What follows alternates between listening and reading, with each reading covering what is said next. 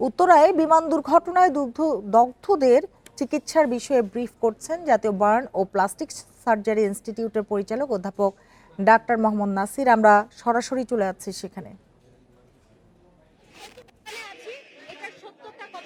ধন্যবাদ আপনাকে। আমাদের মাত্র একজন পেশেন্টের ও নেগেটিভ ব্লাড আছে, আর সব পজিটিভ।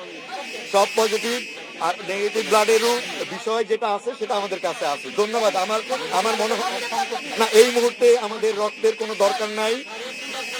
ওষুধ এবং স্যালাইন পর্যাপ্ত পরিমাণে আছে, এই বিষয়ে মোটেই কোনো সংকট নেই।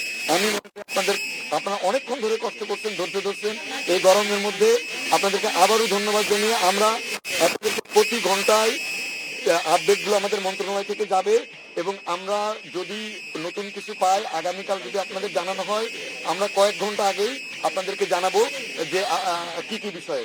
আমার মনে হয় যে আমরা বাচ্চাদের চিকিৎসার প্রতি সম্বন্ধী সবাই আপনারা বিশ্বাস করি, আপনারা প্রত্যেকেই যারা আছেন তারা এই বিষয়ে ওয়াকিবহাল, যাতে আমরা চিকিৎসা সংক্রান্ত কাজগুলো নির্বিঘ্নে করতে পারি। এবং এই কয়েকদিন আপনারা যে কষ্ট করেছেন, ভীষণ করেছেন, এবং অনেক ক্ষেত্রেই আপনাদের সঙ্গে কিছু কিছু ক্ষেত্রে হয়তো কিছু অমানবিক আচরণও হয়েছে।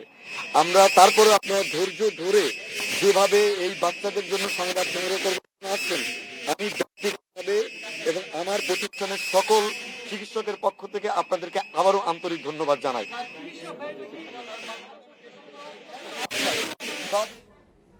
বার্ন ইনস্টিটিউটের পরিচালক অধ্যাপক ডাক্তার মোহাম্মদ নাসির কথা বলছিলেন। আমরা এতক্ষণ সেখানেই ছিলাম।